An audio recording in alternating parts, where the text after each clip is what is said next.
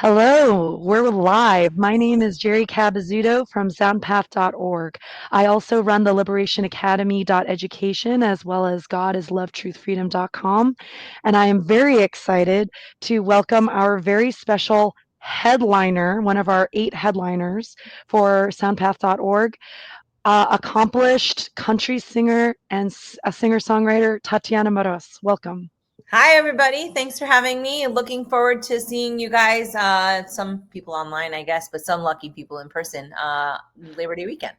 Yes, we're so excited to hear you perform. Honored, really, to have you. And I was just talking about how much of a fan I am of your music and um, how much I value your contributions, especially as a female singer-songwriter.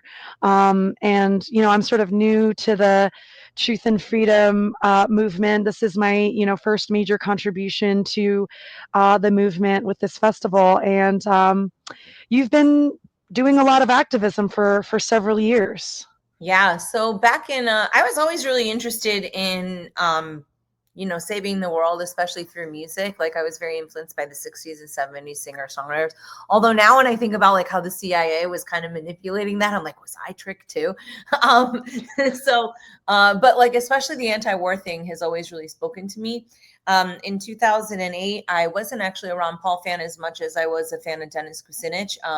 Just like every well indoctrinated American going straight into the left, right? Especially on the music side, they kind of like to get you over into that. However, I mean, Dennis Kucinich is a rock star, right?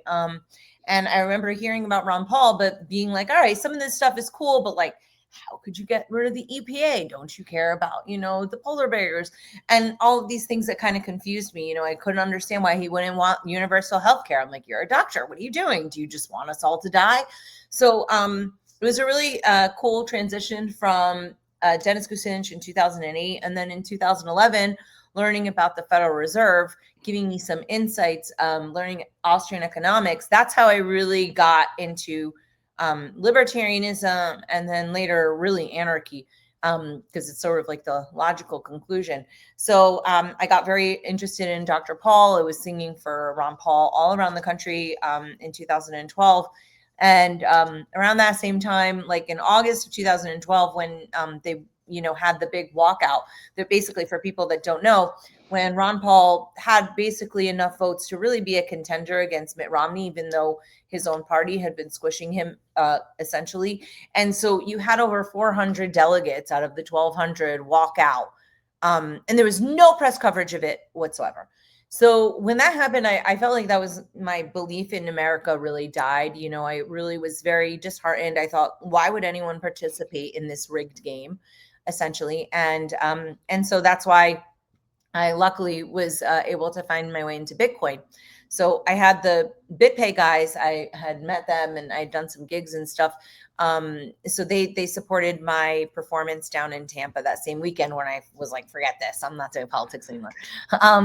And so basically, yeah, they supported me and they taught me about Bitcoin. And I was lucky enough to just be one of the very first musical artists in the Bitcoin space. And it's been, straddling both worlds, like trying to deal with, all right, well, we do have some kind of political stuff that we do need to deal with, but mostly really trying to build solutions outside of the political system, which is why I think what you guys are doing is so cool. Oh, absolutely. Yeah. No, I think we all kind of inspire each other.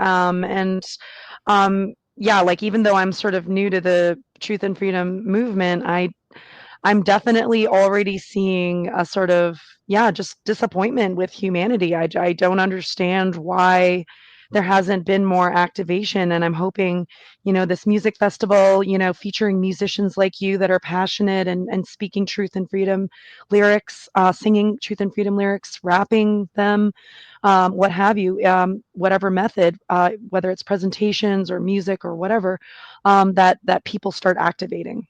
Yeah, no, I mean, I don't know. I've been waiting for people to activate for a long time. It's really hard to maintain like a positive attitude about it, but like, what else are we going to do? Just crawl into a hole and die? I mean, you got to keep going, right? But after over a decade, God, what has it been? Like 13 years, I guess, of really active stuff. Yeah, I'm a little bit annoyed. That's like the understatement of the year. But hey, you know what? All these idiots that were like, you just gotta vote for Daddy Trump and he's gonna save all your problems. Wow, are they getting a wake up call? But Yeah, the problem is they're like, well, just wait until 2028. I'm like, I can't even take it anymore. seriously. Yeah. But I think a lot of people are waking up, and I think that the Maha movement isn't really all it's been cracked up to be. So I think a lot of those people are pissed. Right. I just want to hear people talking about things that aren't voting more, because I don't Yes. think that's gonna. No, I don't think. I know that's not even close to getting us out of the problems that we're in. So that's where we're at. We're kind of like at this turning point in humanity where, okay, there's like going to be something bad or something crazy that happens and something that really changes, but we all have to kind of reflect inward. We were talking before the show started about the songs that we were playing, and I have like obviously like a lot of Liberty songs or whatever, and one of them is called "What You Gonna Do," and it's one of my favorites because the line is, "What you gonna do when they come for you? Are you gonna lay down and die? Tell me, officer, tell me, what did I do? Was it because I was speaking my mind? What is the limit, and are we still in it? Can we go and change the tide? What you gonna do when they come for you? Because I thought we were free inside." And not to be like cheesy and read my lyrics, but like I feel like that's like really, really poignantly exactly that point that we're at. I grew up learning about World War II because my mom is from Poland and she's a Oh, big wow. like history buff and whatever. She don't like the government very much. And nobody does, right? Once they've gone through communism, they become very, very skeptical. So, I was always being warned about, what happened and how they rounded up the intelligentsia and the dissidents and the top people in society right before they started culling them. And I'm reminded of that constantly. And, you are asked, one of the things that I'm really proud about regarding being Polish is that when Germany invaded, they fought, and most other countries were just like, "Don't hurt us, don't hurt us," and they ran away and they like caved in. But the Polish people, they fought and they paid for it. They were probably the most destroyed country in all of Europe during that time because they fought back, because they were the first ones on the front lines. But their bravery and their love of freedom is just something that I will take inspiration from forever, right? Unfortunately, now the Polish people are a little bit brainwashed, so that's really annoying. But what are you going to do? That's why I like living in Florida, because you get the Cubans, and the Cubans know, they're like, oh, I hate communism. I'm like, you're my people, and I feel like Absolutely. if shit goes down, they can actually handle it. Whereas like other people are just not going to know what to do. But the Cubans are gonna be like, oh, I've done this already. We're good. Follow.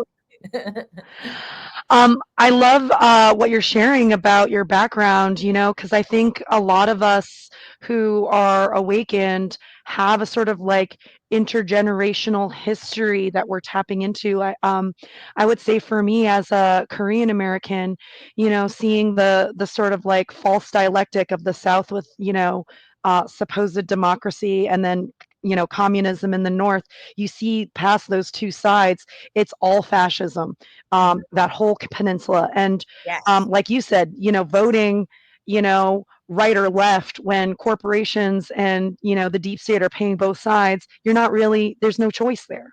Yeah. And I think like now is a particularly difficult problem because take Tucker Carlson, for example. I actually like Tucker's reporting. I think he does some really great work. And, I think like he took Ted Cruz to task. But at the end of the day, there's some element of he has to be limited hangout. Look, well, he doesn't know his dad's in CIA. Really? You didn't know that your dad was in the CIA? I mean, give me an effing break. You don't get to be the top guy at Fox if you are an outsider. It just doesn't happen. Sorry. So, it's weird because I also know different activists and journalists, citizen journalists that have met him and that really like him. And we're just in this weird place right now where, I mean, they're like, on his team, but every single person is kind of suspect, and it's very, very difficult to kind of know even what to believe in or even care really. And I think obviously that's part of the objective, but that has been a real source of frustration, is knowing which news is real, which is just kind of some kind of controlled opposition.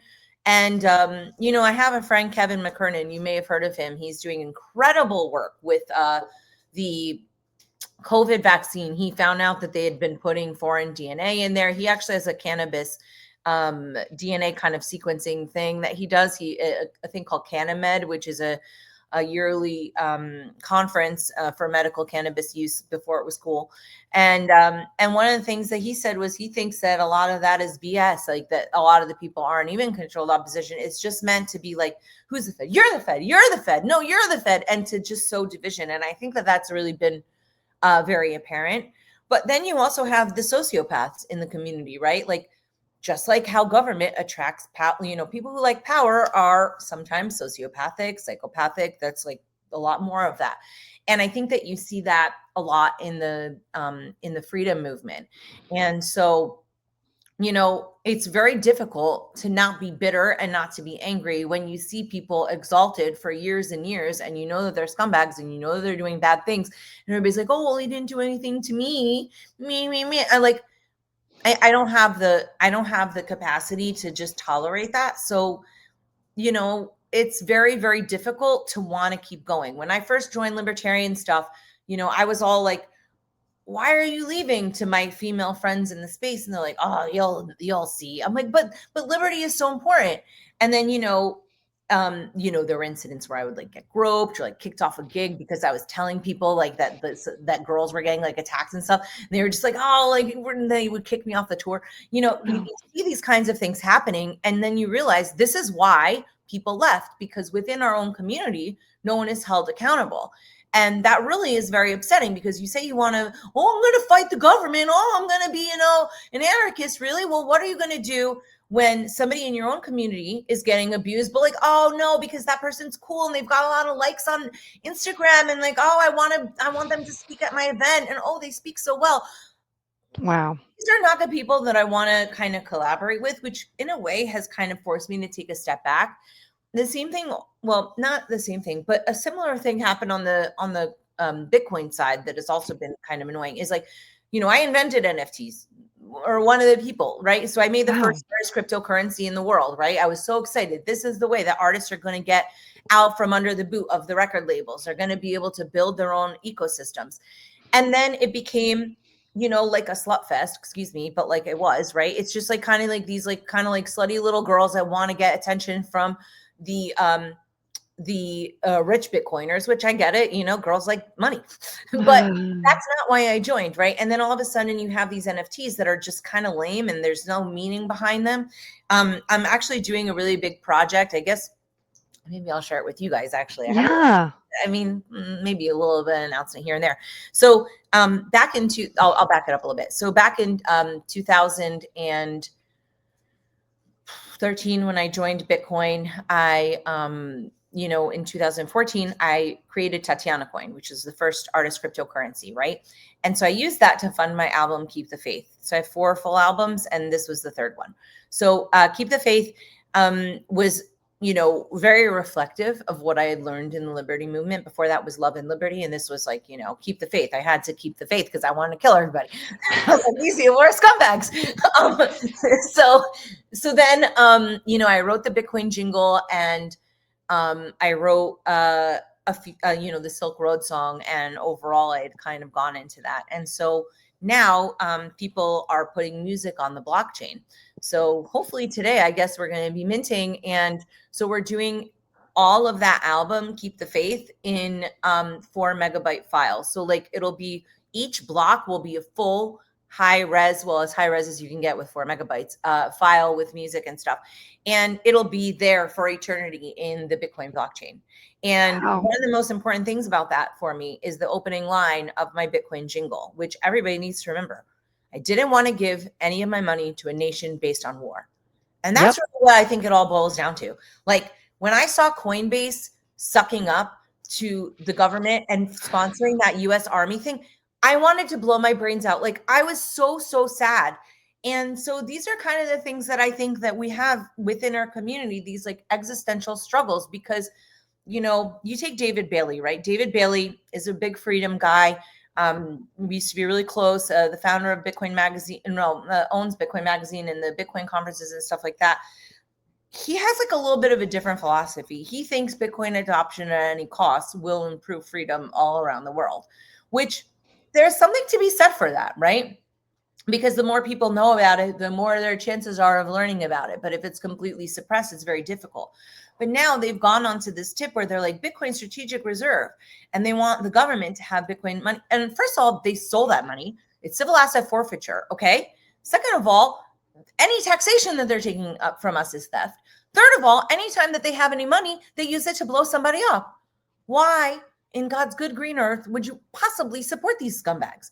And so I get really pissed. Now, there's another side to that, right? Because you could say, well, the US is more free than China. The US is more free than other kinds of, so I just saw something. This is a nano leaf thing. It's like a thing you can arrange it in different shapes, and it like does colors and it moves to the music and stuff. It's really cool. It's pretty cool. We're keeping it static because of the lighting, but maybe later we can check it out. It's a very Yeah, cool I mean art it piece. goes bananas. So wait, where was I with that? Um, The Bitcoin strategic reserve. So, you can make the case that the US is more free than other places, right? However, is that really totally true? So, you can't just remove government and then just leave a vacuum, because then you just get warlords to fill in. Now, you also have only 3 warlords versus 3 million, which are like in the army, right? So I guess you can say that I would rather deal with like one really bad murderer or like 10 really bad murderers than an infrastructure that kind of builds that, right? And the US has committed terrorism all around the world, right? I mean, we've been economically terrorizing people. People are all mad that people are coming in from Gaza. It's like, oh, what do you think they're leaving from? It's because we're propping up that horrible genocide that's happening there, right?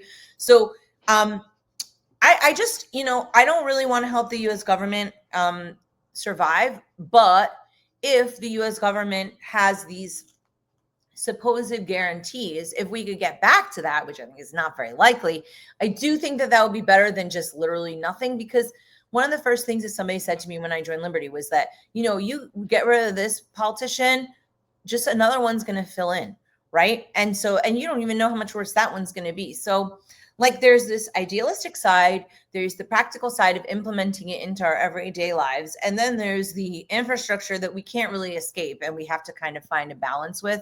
So I don't know, as an activist, as somebody who is, true blue, it is really difficult because, at the end of the day, you do not get rewarded. You do not get appreciated. I am shadow banned to hell like everywhere. And I don't even bother posting anymore because I'm like, who cares? I have 3 yeah. people like my post. Am I the most uninteresting person? I go to conferences. People seem to find me interesting there. Is it that online I'm just like a total loser? Like, I don't know. I got to 13,000 followers really quickly, and then it just literally stayed at that number for 10 years. I mean, Wow. and I was posting a lot less back then. So, when people are all excited about, Big Daddy Elon, I'm like, look, his father was he wanted to have like a technocracy.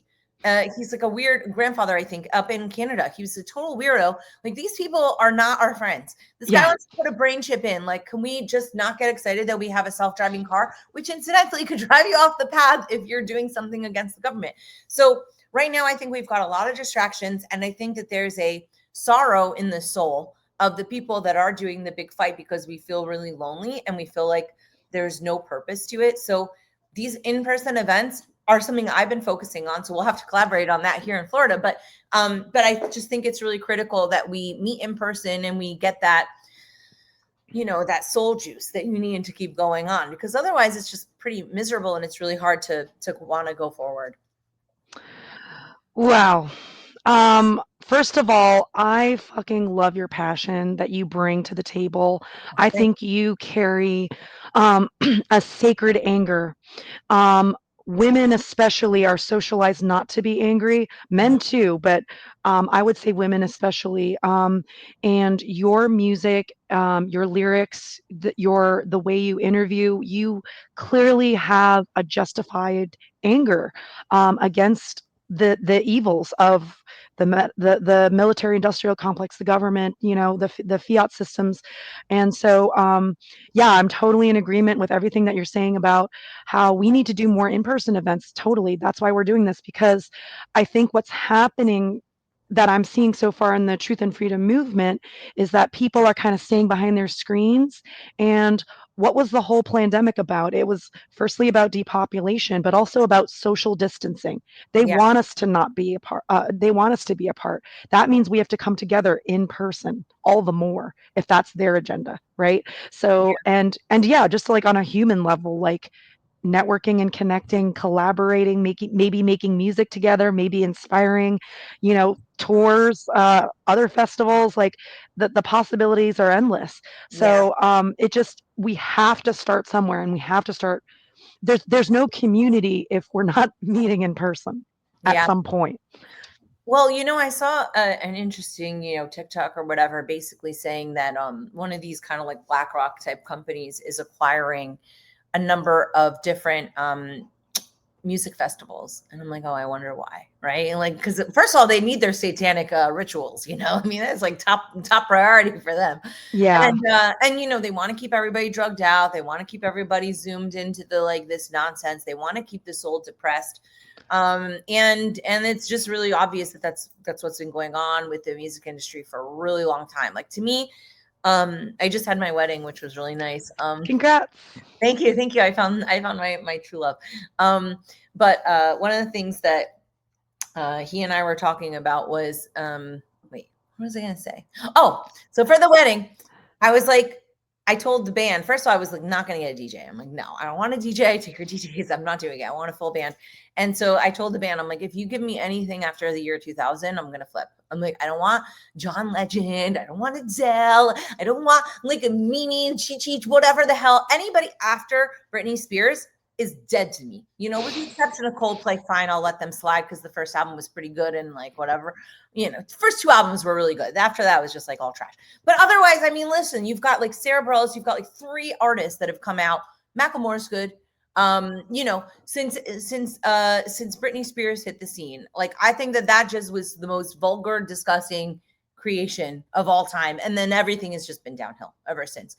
So and I think that's done on purpose, right? So I do wonder about what's going on, and why certain things are able to kind of catch fire and why other things aren't. It's just an interesting space, because you'll take somebody like Jordan Page or me, right? And Jordan Page and I, we've been doing music together for really, really long time, and yet you have these newer artists that are like freedom-ish, but like they're able to cut through and then we're not. And I'm kind of wondering, why is that?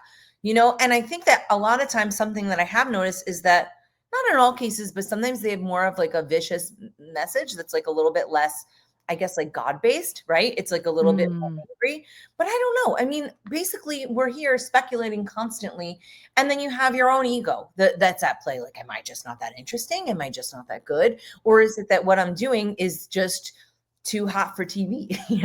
Like how do you Definitely the latter, man. Like, yeah, well, but like this is the thing, like at the end of the day, we're human beings with like feelings and hearts and other things that are kind of distracting us. So it's sad that we lose some of the real ones because of some of the bad apples. And I hope that people feel brave enough to kind of call them out. That's another song I did, Call You Out. That was another one. Just yeah. and that's what I've been doing. Like the only way that I can really survive this stuff is by reflecting and putting that into my music. Oh, I love that Mary Cutter.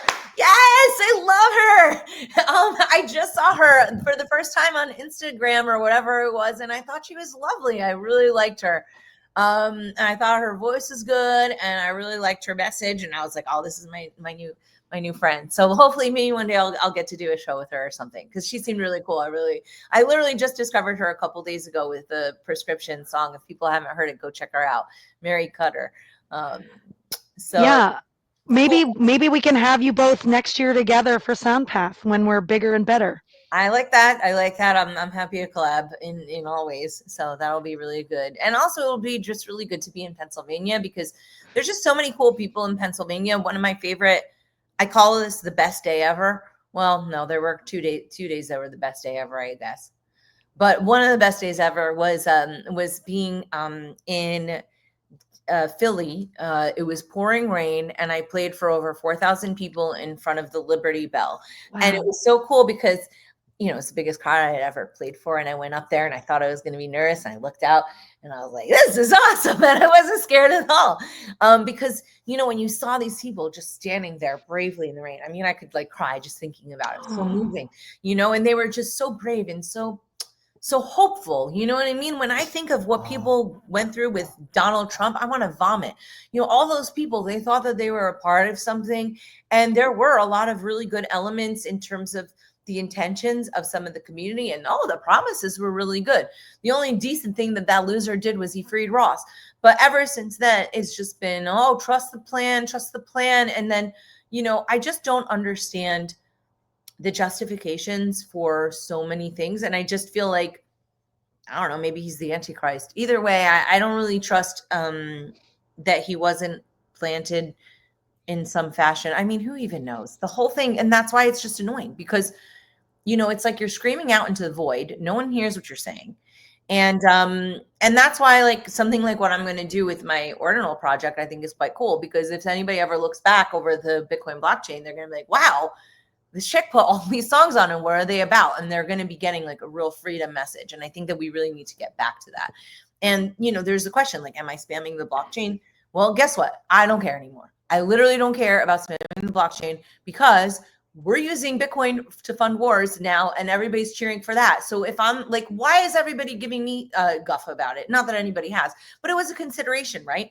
It was like, oh, well, you're bloating the blocks with like something else. And I'm like, yeah, but they don't have to accept the transaction. It's a willing transaction. I am paying, they're accepting. This is voluntary, Right. and nobody owns Bitcoin. And look, if you can use Bitcoin to promote like wars and government and all of their little nonsenses that they're going through, why can't I put some music on there? And I think that that's really the key, is that our music even now is very censored. Keeping in contact with people is very difficult, and also a lot of the audiences online are fake. They're literally AI bots. I talked to this guy few times. I think he like wanted a date or something. And I was like, no, like, can you just like give me like an invoice? Anyway, so he never gave me an invoice, but I want to know what he's charging, because basically he will create like bot farms that will really organically make you seem like you're big. And he was like, do you think that these people are really that famous? He's like, absolutely not. He's like, it's all manipulated. And so that's kind of what I saw in my experience. It's been very disturbing. And even like when I would do Luke Radowski's show, I would go over there and we would do like a version of Weird Change. It was called like the Best Political Show or whatever. I didn't even want to do it because I would just show up there and they would just all rail on me and tell me that I was blackpilled because I wasn't believing in Donald Trump. And I Wow. would get into fights. Like I would leave, I would like almost cry on there because it was getting all heated.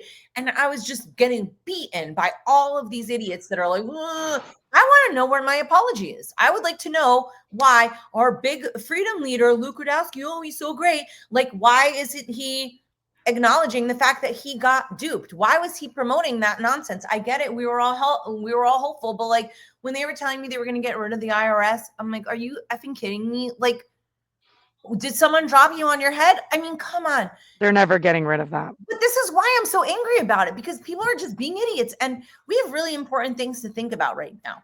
And unfortunately, there's a lot of distractions happening. And, look at the Epstein files, right? They didn't release them, which arguably you can go to Rye Dawson's page, and Rye Dawson has like a really good analysis of like who is there. No prosecutions, nothing. I have seen those losers, Pam Bondi and whatever the Indian guy, his name is, Kash Patel. They're all like being like, oh, look, this guy got hit by a sandwich. He got hit by a Subway sandwich. We took him to jail. We got rid of his job. I'm like, you guys are the biggest scumbag losers. And nobody could possibly be reading this and thinking, yeah, they got him. We can't have them disrespecting our federal officers. Why can't they disrespect our federal officers? They're not following the Constitution. Why would you respect them? Who are they prosecuting that actually deserves prosecution? Zero people. So, now we've just got like this situation in Ukraine that's been going on for years and years and years, which we were funding. Now they're trying to wind it back, meh, whatever. They're probably trying to do some weirdo creepo deal, knowing these scumbags. And then you've got what's going on in Israel, and the whole Middle East is just getting blown up. And now you've got some, I guess there was some murder in Brooklyn last night. I guess some people happened in some Jewish area. Oh, well, looks like we got to invade Iran because, you know, anti-Semitism. It's so infuriating. And then even on that subject, it's so taboo. You know, like you can't say anything against our Lord and Savior Israel. They just found that AI leader, like the leader of the IDF AI, right? He was in Vegas. You've probably heard this story. He tried to pick up kid to rape the kid, prostitute the kid, whatever. And then instead of actually prosecuting him, they sent him home. They sent him back to Israel. Why? Who's letting this scumbag who's in bed with Palantir leave? What is the justification for that? There's actually zero justification for that. So here we are getting outraged about these little case things, but meanwhile, they're just putting that net and they're tightening the noose and they're putting in their little Palantir control system. And I'm not into it. And I don't know how anybody possibly could. But what I'm seeing and this is why I think like I found my way closer to God, is because these people are sickos. These people are like demons, and we're all kind of faced with these choices. And I think a lot of times people that I thought were real ones are basically saying, well, I want cash. And there's actually a decent argument for that, right? Because you've got all those whistleblowers, they all end up dead, and then their family ends up dead, and then they end up beaten to death. And like, there's just so many actual punishments that are going on. And I think it's more apparent that this is also like a factor. And it's almost like trying to save a bunch of people that don't deserve it, like very Jesus-like, right? Like, not to be like, you know, if people are atheists, like whatever, but like, you know how like Christ, before he died, you know, he was like, just stay up with me. Like, they're going to come for me in the morning. Like, stay up with me. Like, don't fall asleep. These jerks, they all fell asleep. And then Judas betrayed him. And I understand how that feels. Because, and that's like one of the things in the story that I think is like the most relatable, is because, you know, I feel like I put a lot on the line, and then I don't necessarily get like, I don't need a cookie every time, but like, it would be nice to not have to like get your face bashed into the pavement, like figuratively. And you know, for doing that, and then not necessarily even doing it for people who are going to have the same inner strength as I do, the same integrity. And then you look at like the relations between men and women, right? And the dissolution of the family, and how, you know, God, I was single for so long. It was so horrible. It was like being out in like hell constantly. And I know I have a lot of good girlfriends that are single, and thank God.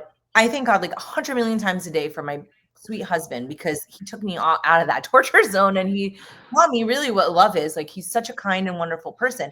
But the problem with male and female relations is now you've got these like incel dudes, and like your Andrew Tates and your angry, you know, fine, Andrew Tate has a couple good things, but for the most part, complete utter scumbag, like scum. But these men are lacking any kind of male leadership, so they just clutch to him because they have nothing else that can really resolve their inner need for leadership. And so you've got them learning about how to be a scumbag. You've got every girl in Miami, you should see these chicks. They're just like, oh God, yeah. The selfie. so corny. And I don't even understand like who decided that that was a sexy face. I think that my face does not suit making the duck face, because like I have a wider nose. So maybe I would feel differently if my face structure was like, I've never actually want to go and be like, like it's so unattractive and corny. I can't take it anymore. So, you know, I love your rants. I just feel like you're seeing so much that like everyone else is thinking but doesn't have the courage to say or to sing. yeah. Well, I mean, the problem is that when you sing and you don't make any money off of it, and not only that, like, here's the thing, right? So I'm doing this part of why I want to do my little project. Well, it's not a little project. It'll be the biggest music project on Bitcoin so far, but is because like I want to fund my next album. And like, if you look at, okay, I used to manage recording studios in New York, so I have admittedly a higher standard for music. Plus, I'm doing, you know, country, folk, rock, jazz influence stuff. So you need actual instruments, right? You're not just going to be like gross and like using like a drum machine, which, all right, fine. Some drum machines are okay. But the point is like, you have to shell out, even with my discounts. I can't see how I could get it done for less than 15 grand. And that doesn't even include making your artwork, which last album, Love Songs for Idiots, which tells you how I feel about the relationships. We used an AI tool, and that was really cool, to be like one of the first people doing kind of AI stuff. But for the most part, then you have to do marketing, and you're like, oh, you can use ChatGPT. Listen, ChatGPT doesn't do like everything for you. And also you need to have brain power to assign to these different things. Like the DIY movement is kind of cool, but not really, because the playing field remains uneven, right? And the playing field remains rigged. So, if I'm going to spend, let's say 25 grand, because you got 10K for budget marketing, which is like literally nothing. Where am I going to make that 25 grand back? Please tell me, because nobody buys albums. You get nothing from streaming, right? You have to have 1 million plays to get $1,000. Do you know how many hours of time you need to get to 1 million plays? Like Right. it's completely this infrastructure and this business model that makes no sense of any kind. And if you have any business sense, you'd be like, why would I invest my $25,000 into this? You're better off getting a pyramid scheme. Like, it's such a ripoff, And so that's why I've been really kind of focusing on music and blockchain solutions, because what I want to do is just build something that I can build without anybody else's interference. So, that'll be something that I'll be focusing on this year. I'm telling you, if you ever want to be an entrepreneur, marry a developer. Because Michael's sweet, and he can help me do stuff. Sorry, I'm like gushing. We just got married like 3 weeks ago, but he's so helpful, because you can now build stuff. But not only that, like, Adam B. Levine is a guy from the Bitcoin community. He founded Let's Talk Bitcoin, which is a really popular show, popular network. Like, I call him like the daddy of tokens, right? Like, we were the very, very first people among maybe, like, I don't know, 200 or 300 people worldwide that were working on this stuff. Wow. And he and I are always talking about, revamping some things that, like, we didn't have enough funding for. Like, oh, it's so cool to be first. Not really, because VCs don't want to give you money, and like these things cost, right? But one of the cool things about AI is that you can actually have a lower startup cost for building out ideas. So I think that, workers are going to have a hard time, but entrepreneurs are actually going to be empowered. So I'm taking some time to try and learn about that stuff a little bit more. Yeah. But, hopefully there will be other opportunities that people can take advantage of as we kind of wind down this current job world, right? Like, everything is so strange. Yeah. I definitely agree. If I could get a developer in my sphere of influence at some point, that would be great, because there's things I want to build too. Well, I can teach you, or rather, Michael can give you some tips and stuff in terms of using some of these tools. So I've been, kind of wanting to do that. So I'll give you whatever tips I learned. That's awesome. Let's get into your music. I'm feeling like we should play What You Gonna Do, because I feel like that's like it kind of encompasses a lot of what you're talking about. We're living in a tyrannical system, and we all have a choice. And what choice are we each going to make? Yeah. What are you thinking? Yeah. Yeah, let's do it. Are we going to play the music video, or what's the plan? Yeah, I was going to play the music video, and I'm pulling it up now. And Well, let do me you? give some context for that. Yes, please. I did something cool for that. So, I can never afford to do music videos. Music videos are for rich people. So I did actually get to do one in Poland. So that song being so inspired by like that Polish upbringing, right? When they really fought back, when the Nazis came at the door, they were like, no, F you. And I love that spirit. So to do it we did it in Warsaw, in the center of the old town square, which had to be completely rebuilt. I mean, 80% of Warsaw was decimated. It was dust. And now it's like all beautiful. And because they got rid of communism, their economy is booming. Too bad that they're, on like, being kind of, a lot of their resources are being sucked out by the Ukraine war, which is unfortunate, and their government's corrupt too. However, for the most part, Poland is doing really well. So we did it in that square. And so if people are like wondering where I shot that video, that's where it was. Cool. All right, here we go. What You Gonna Do by Tatiana Moroz. What you gonna do when they come for you? Are you gonna lay down and die? Tell me, officer, tell making my mind. What is the limit and are we still in it? Can we go and change the tide? Tell me what to do when they come for you. Tell me what to do when they come for you. I thought we were free inside.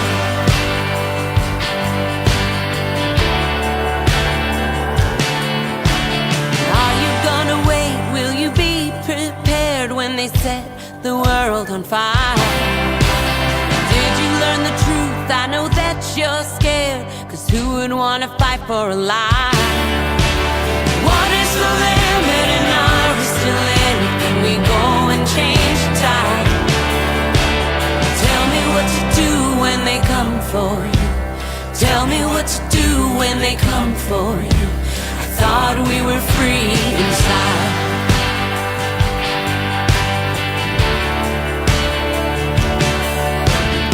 Answer the call, this could be the end. Defend our sacred ground. The devil will fall, he isn't your friend, buying souls by the pound. What is the limit and are we still in it? Can we go and change the tide? Tell me what to do when they come for you. Tell me what to do when they come for you. I thought we were free inside.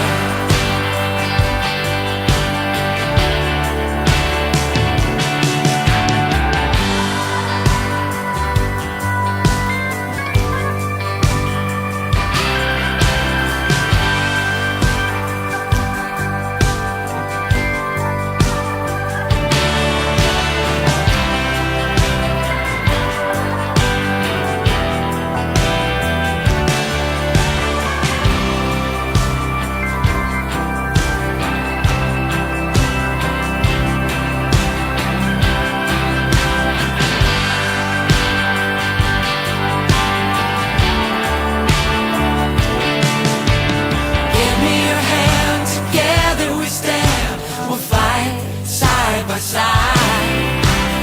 God has a plan, come sing with the band. Open up your mind. What is the limit and are we still in it? Can we go and change the tide? Tell me what to do when they come for you. Tell me what to do when they come for you. I know what to do when they come for you. I thought we were free inside.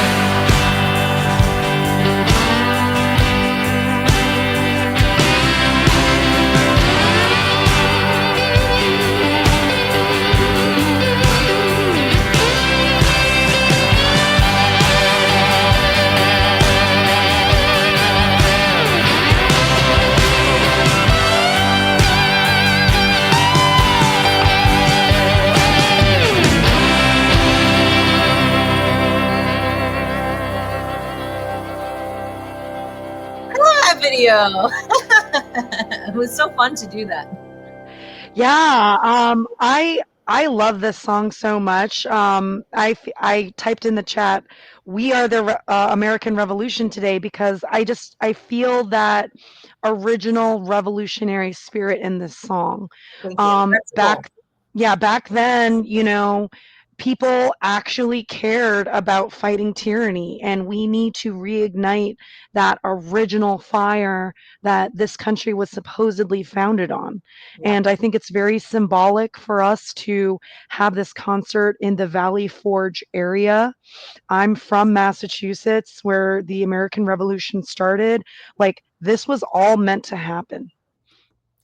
Yeah, I mean, it's definitely gonna be just, I don't know, that area has really good people. People over there really understand. I mean, New York, not so much. I mean, there's a reason why I moved, but I think the other thing that makes a big difference is also like education, right? I think the way that I connected with your group was actually because of an interest in homeschooling and education and that kind of stuff, and I think that that's really critical, right? Like that's why nobody's revolting, because they're just brainwashed from cradle till grave, right?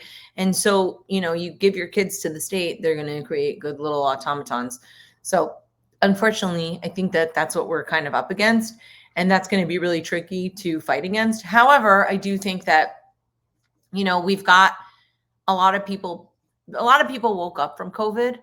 So hopefully they'll continue to do so. Sometimes you don't really see that. People want to go back to sleep. I never really understand that. But the ones that are pushing for it, we're here, we're waiting for more people to join us. And I think our job is to also, build these communities, but also police them ourselves, right? Is make sure that we don't allow scumbags with a good personality to terrorize people. I had a friend, this is like a weird story, but I remember she was dating this guy. He was like a popular guy. Actually, I think he's from Pennsylvania. So he's not invited. Anyway, so they were at Pork Fest, which is a really cool festival up in New Hampshire. Have you gotten a chance to go or? It was so much fun. Oh, cool. Good. I'm glad you enjoyed it. I've loved it many, many years in a row. We And met a lot of Soundpath artists that way. oh, okay, good. So yeah, so she they were like in an argument and he was like verbally berating her. He spit on her like in front of people.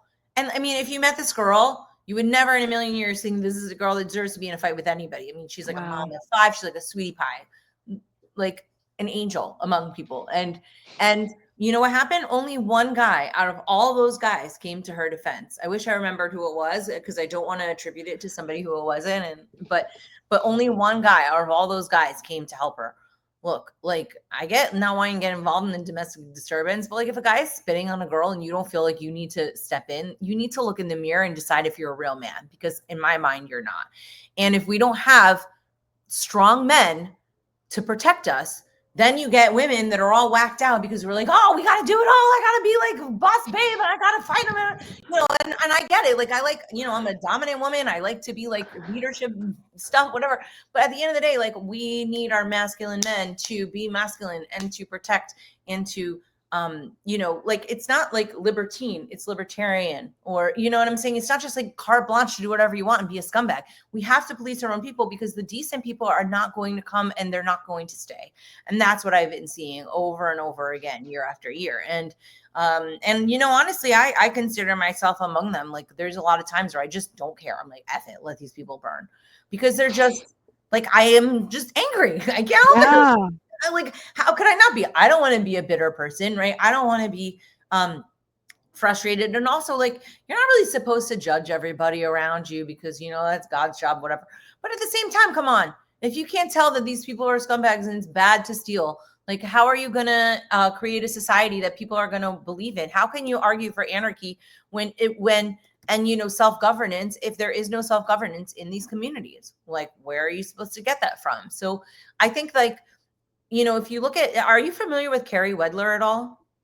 No, tell us more. Okay, Carrie Wedler's the best, just the best, basically ever. And she originally made this really cool Obama video where she lit her Obama shirt on fire. She gets like a lot of views. She was part of the Free Thought Project, I think. But she and back right after the elections in 2013. There was a big article in Rolling Stone. They basically shut down all of these different people. And then all of a sudden you've got like Dan Bongino. He's all famous. I'm like, who is this guy? I never even heard of this guy. All these famous speakers and podcasters, I've literally never heard a peep out of them. And I knew everybody. So you tell me. Anyway, so Carrie is a huge anti-war supporter. Well, one of the things that made her kind of pull back and regroup was basically realizing that a lot of the people in the movement were searching externally for solutions and problems, and they weren't really balanced on the inside. And that's really stuck with me, like even for my own self and for other people that I know, like, we've got to make sure that we're living the principles and that we are really reflecting what we want to be like. And we're addressing things that are maybe not so good for us or not so good for other people. And until that internal battle is won, I don't know how we can externally have a really long lasting, significant impact. So I started doing a podcast called Proof of Love, which I really miss doing the show. I'd love to do it again. But Proof of Love was great because we would just talk about like the emotional component of entrepreneurship, of like activism, like the toll that takes on you and your family. Like, how do you find that balance? Right. And you know, I think it's cool to see a lot of this biohacking stuff going on and people getting more interested in, I mean, I don't know if I want to be a carnivore, but you know, I think it's cool that people are actually thinking about what they're putting into their bodies. And I like to see that that trend is spreading, but it's not just about looking hot. It's also about being hot inside and like being calm and being like prepared for battle, because that's what we really need. We all need to kind of take some time for mental health, and also to honor our families and our loved ones that are putting up with this, because it's a burden on everybody, because you don't give them as much attention, you know, and sometimes you got to like water your own tree before you try and water your neighbor's tree.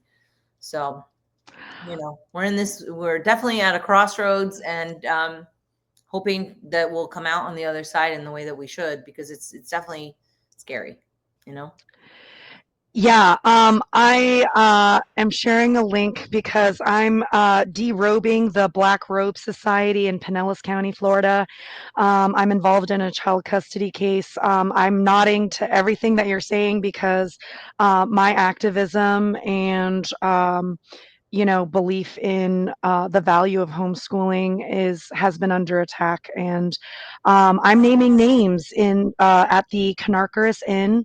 It's a social club for attorneys and judges to have illegal ex parte conversations involving what to do with families and more.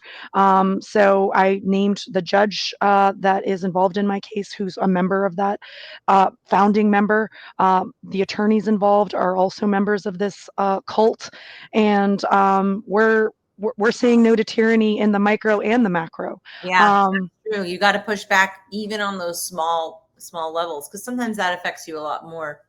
yeah, Yeah, and the other thing that you mentioned, like I don't know if you're having like a child custody issue, and what reason, I don't know your terms, but like that's the other thing that's really difficult. I have a really wonderful friend, like one of my best friends lives in in Pennsylvania, Nathan Hawk, great freedom fighter, and this guy has been put through the ringer by his ex-wife. Now not ex-wife, baby mama, whatever. But everybody always thinks like it's like, oh, the mom is like perfect and the guy is like bad. But actually in this case, that's not what's going on. The mom is definitely bad. She's definitely like not cool. I've seen things that would lead me to believe that she's abusing the daughter. And the amount of torture that he is put through constantly with child court, right? You know, like that is just, I mean, the only people that win are lawyers, and it's enough to make somebody go postal. And this is also, I think, really contributing to this kind of animosity between men and women, because, you know, the courts getting involved in already messy situations are just exacerbating things. And then instead, you know, of assigning blame appropriately, you've just got this mass group of men that are angry and frustrated. And then you've got, you know, all the shit starters on Twitter, they're just inflaming everybody. So yeah, not exactly a good situation. But of course, this is like par for the course when the government is involved, right?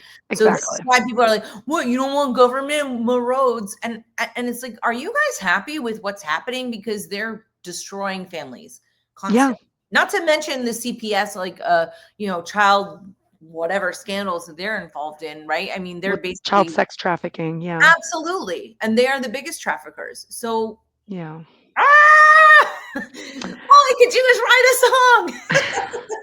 song. Yeah, I love everything that you're saying, and I love this idea. I want to go back to what you said, and I really want to emphasize it, that for us to see external change, we need to change internally, have the knowledge of what is right and wrong, to then have that self governance collectively. And so, yeah, I'm a firm believer in that. And maybe we should play a song on that theme. What are you thinking? Sure, sure. Oh, I I don't kind of know. want to play make a YouTube video because this is about like people doing stuff on their own. What do Yes. you think? Well, that was like one of my very, very first freedom-based songs. And that was when YouTube wasn't terrible. Sure. But you know, I mean, it's kind of like a, you know, Rumble, whatever you want to make it. The thing is that that was an interesting time in history where I was encouraging people like, hey, you can educate yourself, you can make a YouTube video. And we actually did two versions of that. So the first version was acoustic, and then we ended up doing a full band version. And then and I changed a couple lyrics where I, give like a hat tip to Bitcoin because I got to do that. Yeah, let's play that one for everybody. Oh wait, are you going to do the music video version of it? Yes. Oh, okay. So that's done with Luke. Actually, Luke, I know I like crapped on him earlier because I was pissed, but he did a really, really beautiful job with his video. So I was really grateful, and I think it really encapsulated. I mean, literally, he knocked it out of the park. This music video is exactly what I wanted it to be. So one of my whole 2 music videos. Let's rock and roll. Awesome. Here we go. Make a YouTube video by Tatiana Moroz.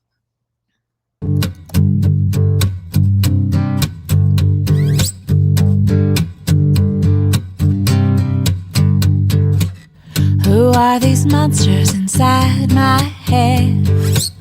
They give me uneasy feelings. They tell me go to sleep, just go to bed. But I'm awake and I'm not dreaming.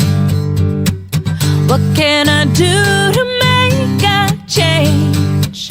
'Cause I just wanna be free. I don't want a police state. I just want love and liberty. Call up a friend, send a message. Tweet it up or make a YouTube video. Speak your mind with education. The knowledge it starts to grow. So make a YouTube video. Make a YouTube video.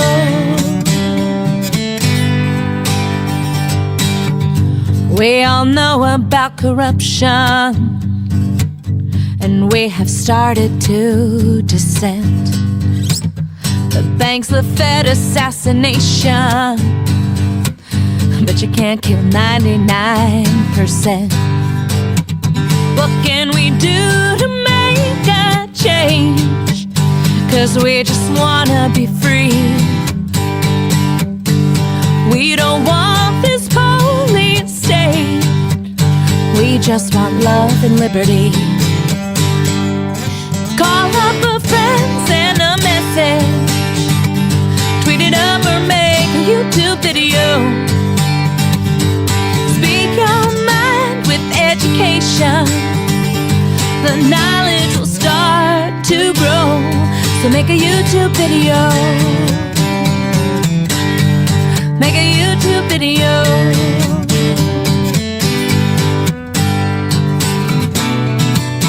We all need a hero, a patriot in this civil war.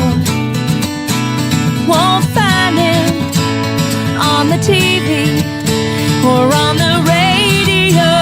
Whoa. We have the power to ask the questions. We can finally find the truth. Turn to each other, sister and brother. Reach out to one another.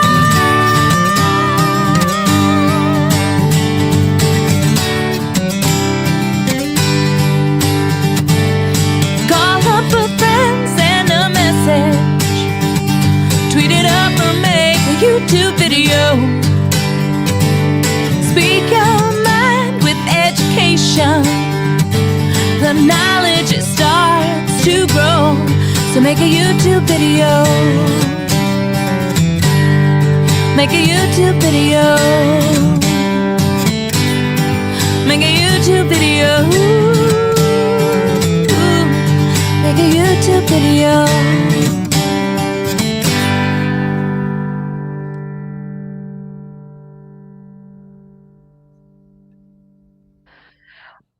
So yeah, this song is awesome. I love it because it goes back to what you were saying earlier about just if you want to see a truth and freedom movement, be part of it, do something. Yeah. Tell us about this song and how it came about for you. Yeah, I mean, it was just like seeing this change and getting inspired by Ron Paul and, wanting to make content myself. Like I used to have a podcast called The Tatiana Show, which I did for years. And that's basically it, like I wanted people to feel empowered, right? And feel like they actually can do something. Again, the struggle with these kinds of things is like, how do we actually circumvent the traps of social media, and that I have not figured that out. So Yeah. how do you make of it? Like, if you make content, it lives forever. I think that's great. But when you're censored everywhere, that's when it becomes like, why would you even bother making something? And also, like, post COVID, I think that we were all expected to just go on and pretend like nothing happened. And I was just like, wait, hold on. You guys just tried to kill everybody. Like, we made me like this. And that's what it was, right? And that's why I hate New York so much.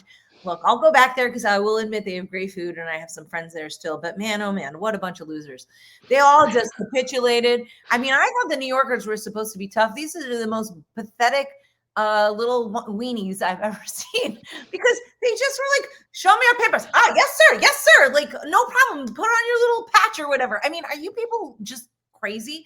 And they all just kind of went along with it. And, but now everybody just goes back to New York and they act like nothing happened. And I'm like, do you go back and hang out with like Nazi people? Like, are you going to go hang out with like, I don't know. Like, to Right. me, I've seen what people are capable of there, and I am not impressed.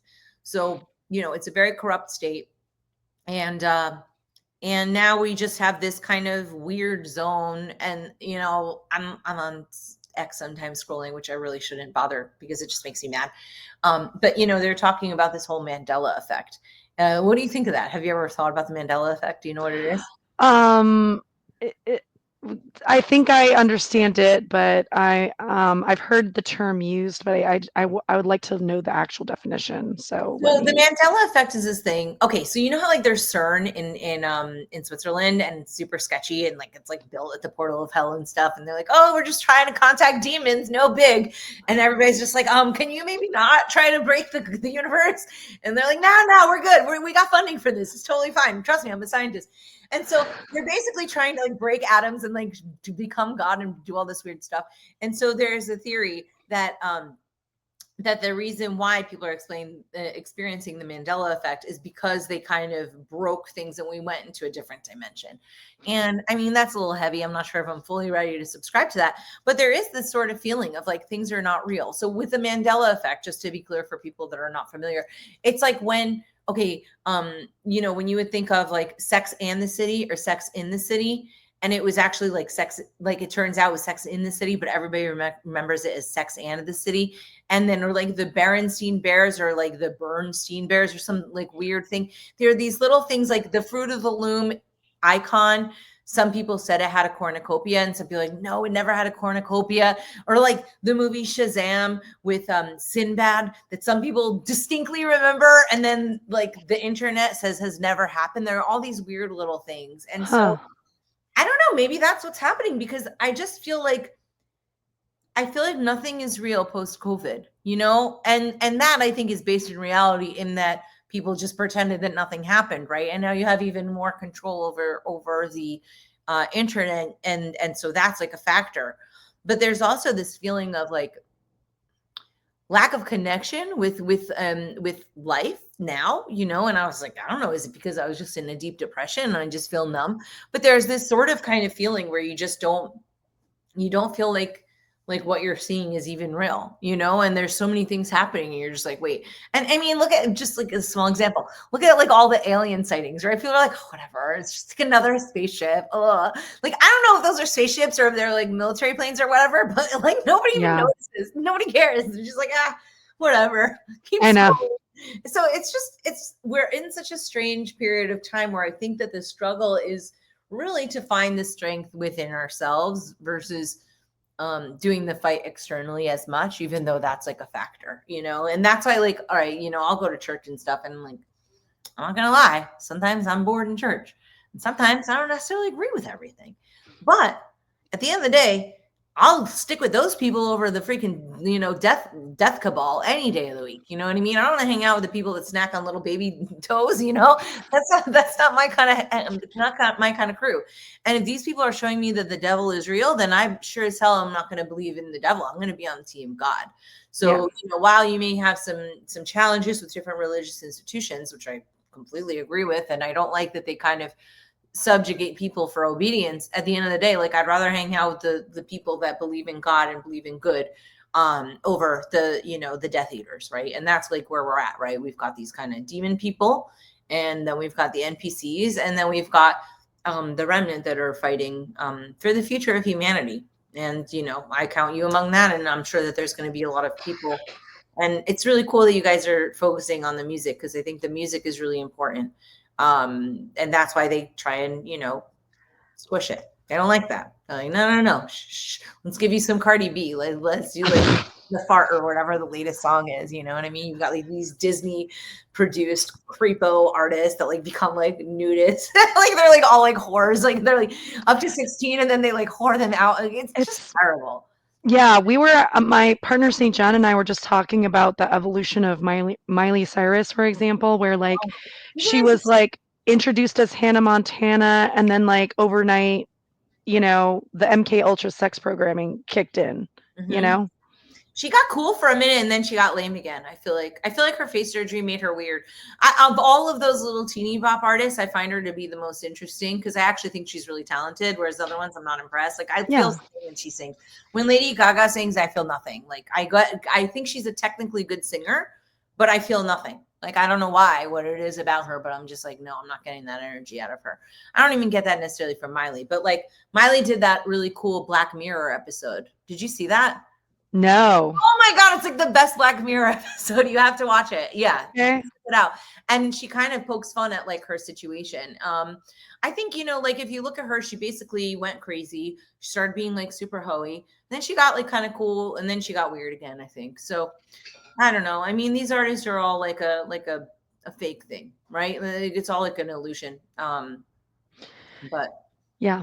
and in a way, you kind of feel bad for them. Like I consider Britney Spears to be, I wouldn't say my arch enemy, but I have called her my arch enemy musically because she just represents everything that I despise. But now I can't help but feel bad for her. Like, yes, she was complicit in creating a generation of like prostitute girls. Like think about it, right? But at the same time, she was also a victim. Like you can't really blame her, even though she was like old enough to kind of know better. But I mean, come on. Her parents clearly weren't very good to her. She got suckered in, and now look at her. She's just like dancing with knives and being all crazy and showing her stomach. And she doesn't need to be doing that anymore. She needs to Yeah. dress a little bit better and like not be cuckoo. So, I mean, this is the effect, right? Like look at Kanye. He went completely off the rails, and I mean, I know people like him, but I'm not really a fan of him either. Whatever. He's kind of a piece of shit. So they're all kind of scumbags, right? Like, yeah. There's so much that I'm sure is going to come to light with all the sort of like whistleblowers, but there's definitely like some heavy MK Ultra involvement in the music industry.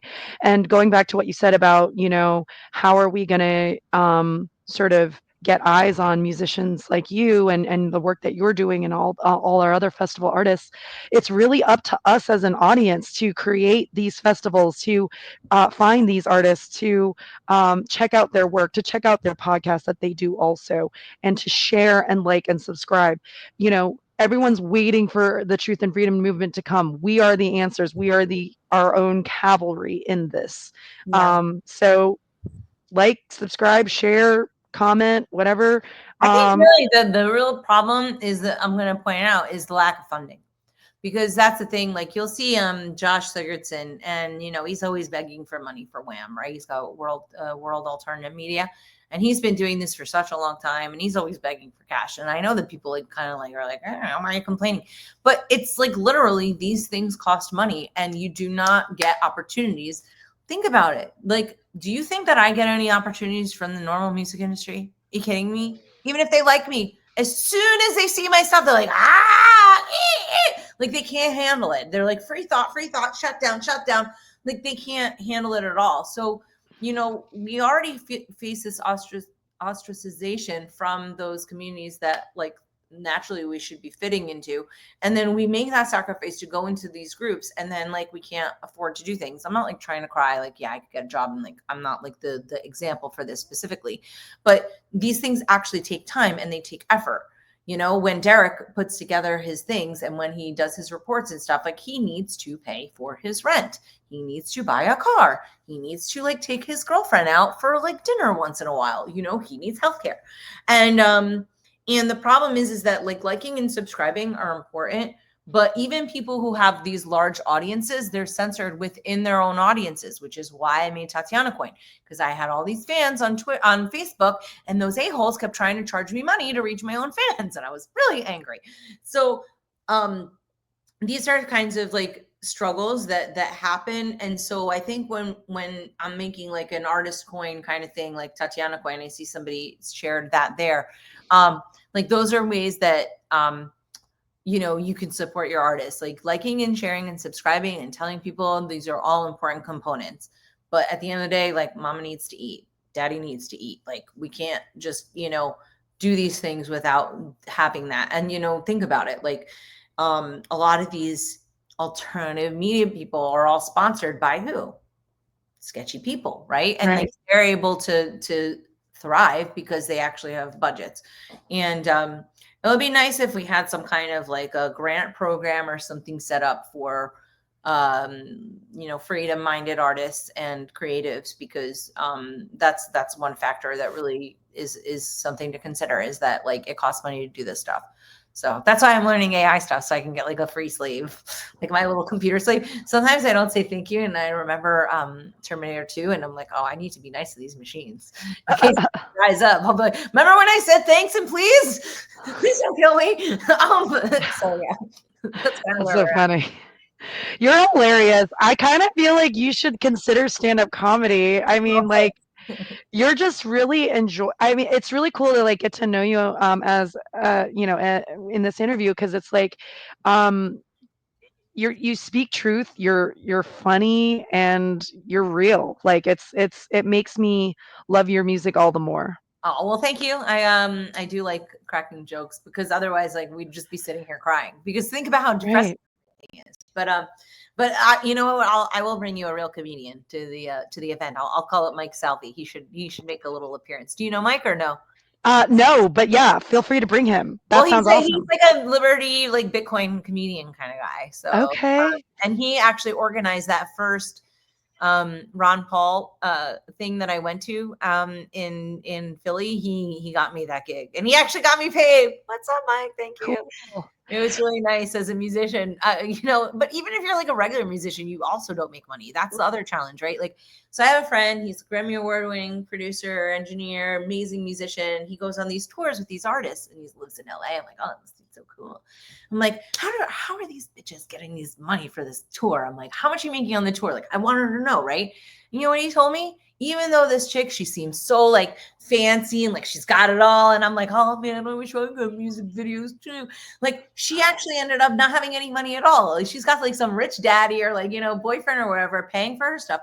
When he goes out on tour, do you think that the people going on tour make money? No, nobody makes money. They literally get like $50 a day, or they go into the negative. That's how bad it is for these kinds of artists. I know that there are artists that are surviving. I want to be one of them. I would like other artists that are freedom minded to be one of them, but not even us. Like just like in general, I want there to be this freedom of expression. And as annoying as the NFT space has become, I just don't know what else we could do in order to build sustainable ecosystems, because everywhere you go, you're just going to get your balls crushed. Excuse me. I feel like I've been like talking a little bit like Siller on this interview, but like seriously, you I go love it. they shut you down. You go to this one, they shut you down. Everywhere you go, you build up this audience. Why are you building this for these idiots? And you got to build it for yourself. So hopefully we're going to see a little bit of a transition into that going forward. But it's hard to do that when everybody's obsessed with like idiotic meme coins, and like that's the problem. You're trying to build something in a world of people who are greedy and not really that good. Like you've got some goodies and you got some like baddies, and it's really, really easy to be a baddie. So Yeah.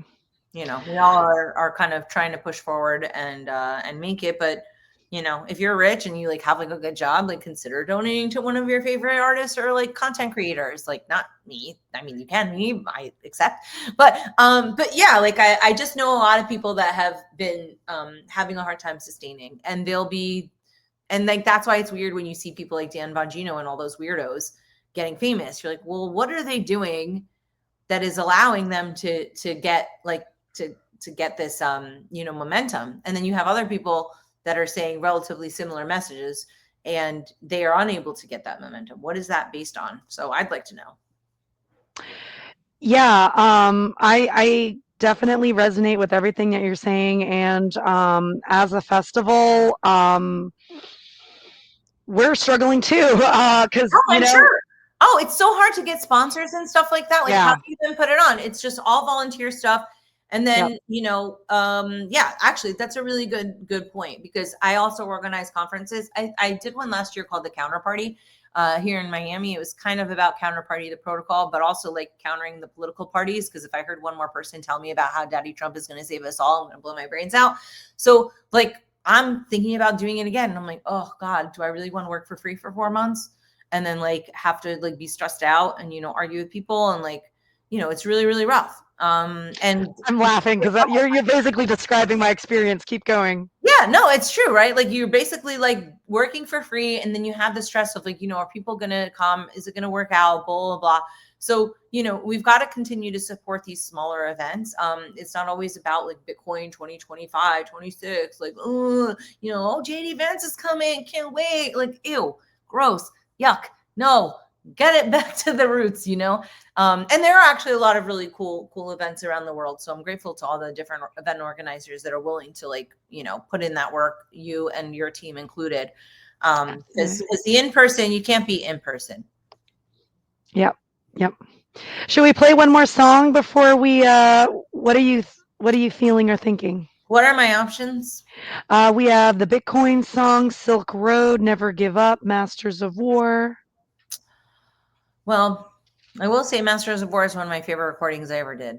It's kind of mine too. Yeah, it's a good one. I've been okay. So when I recorded it, I had a video of it, and I remember at the time I was like, I look too fat in the video. Now I look back, I'm like, man, I was skinny. And so, but like, I would love to be able to find that because the reason why I recorded that song was I became friends with these guys. They were called Combat Veterans for Ron Paul, CVRP.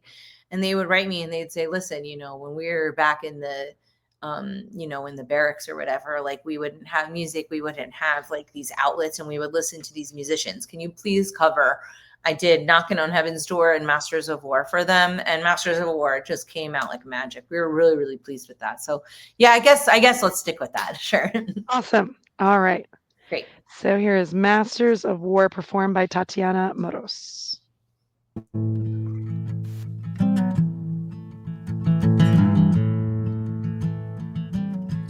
Come, you masters of war, you that build all the gods, you that build the death planes, you that build all the bombs, you that hide behind walls, you that hide behind desks.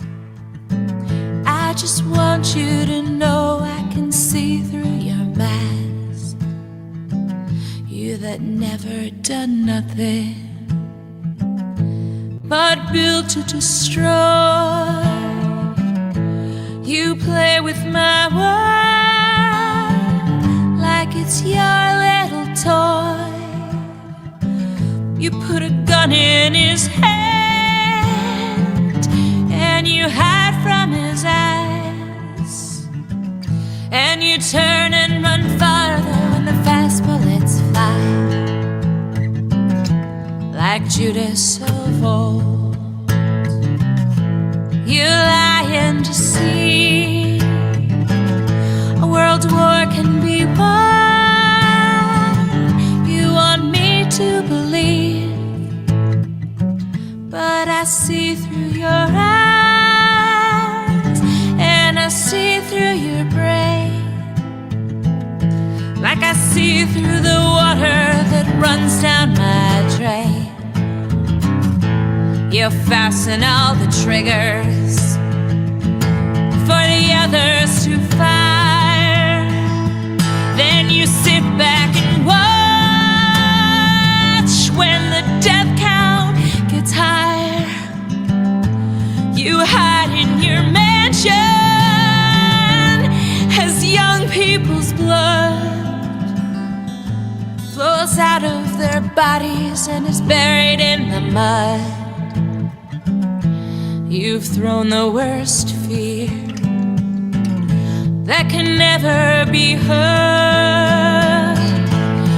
Fear to bring children into the world, for threatening my baby, unborn and unnamed. You ain't worth the blood that runs in your veins. How much do I know to talk out of turn? You might say that I'm young, you might say I'm unlearned, but there's one thing I know, though I'm younger than you, that even Jesus would never forgive what you do. Let me ask you one question. Is your money that good?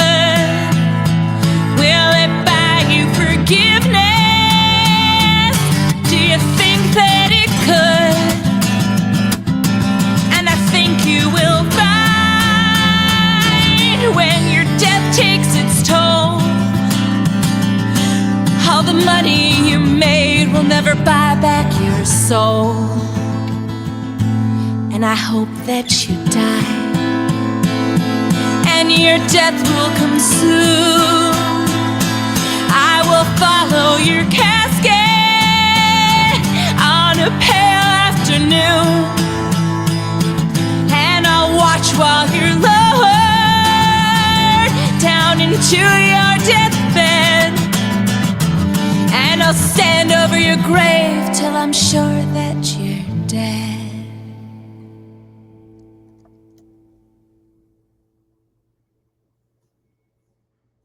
Man, it's a moving song, huh? Isn't it sad? Yeah. So, like, I mean, I have a really hard time singing that song sometimes publicly. I had another one called Playing the Cards. It's like the same thing, another anti-war song. It's like, it's really crazy that this stuff is totally relevant and we have zero ability to fight back. You know, it seems like that anyway. You know, nothing has really changed. People continue to wage war. And, you know, we gotta stop that nonsense because this is crazy. Absolutely. That Path. Yes, yes. I feel like, for us to be at a point where we are fighting back, we need forces to do that. And so right now we're in a recruiting stage where we're trying to get people on board for the idea, to then take that collective action. Because you're right, it's just going to just continue being more of the same for sure. And as long as I'm alive, I'm going to try my best to make that, to say no to tyranny as much as I can while I've air in my lungs, Yeah. Well, I mean, if people are inspired by this conversation, another thing they can do is try and put stuff together in their own neighborhoods. And since we're both in Florida, I have some friends up in Jacksonville, so we'll talk offline. Maybe we could do something up there. Yeah. Or in the Orlando area. I mean, that's a nice thing about Florida is that everybody's a freedom lover. Everybody move to Florida. Except for if there's the mud flood, and that always kind of freaks me out. You know what I'm talking about? The mud flood stuff. Ooh. Yeah, dude.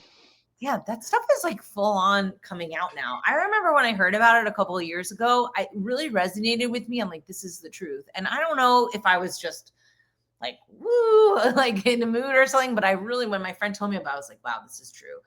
And it just seems like we're going in that direction. So that's why you got to get right with God. You got to be kind to your neighbor. You got to be good to your family, and and push back as much as we can. And join us in Pennsylvania. Yay. You are like the easiest, like you're just so like you have so much knowledge and experience in the truth and freedom movement, and you're channeling that so well through your music. This was such a wonderful interview. I loved getting to know you more as a person and as an artist. Yeah. And I want you to know, as an audience member hearing your music, when I am feeling that same sense of like, oh my God, like there's so much work that needs to be done in freeing humanity, your music inspires me to keep going. Well, thank you. Thank you. It's really hard to feel like you're making an impact in the world, but like, There was this one time, not to like toot my own horn because it's not about that, but like just to exemplify, somebody wrote me that they were telling me about this little girl. I think her name was Milka in Bosnia, rather in Serbia in Belgrade, and she had been killed by the government. The U.S. bombed her while she was on a freaking toilet. Okay, this Wow. little tiny little girl, like horrible, horrible, horrible. And so this guy said, he told me about what happened, and he's like, where your voice is the light, and he kind of said that I was like a salve for that pain that they had, and I was just like, wow, like, that is an honor. That's really just it's a heavy weight, and I appreciate the trust, and I'll try and do my job like you, like everybody there. So hopefully we all have like a sense of meaning that we can pursue and not fall into despair. And that's the other thing, like, we're wrapping it up, but give that love back to your fellow freedom fighters, because like we need to have that fulfillment from each other. We need to get that juice from each other. So hug a freedom lover today. I love it. Thank you so much, Tatiana. And again, for folks that are just tuning in now towards the end here, Tatiana is one of our featured headliners for our soundpath.org concert that is going to be live. Free on live stream as well as in person ticketed, because as Tatiana mentioned, Soundpath wants to pay Tatiana for her performance, and as well as 33 aka Derek Rose Presents and more. That's on August 31st in Oaks, Pennsylvania, and free live stream online all Labor Day weekend. So check us out. Thanks, everybody. Thanks, Tatiana. Thanks, everybody. See you later.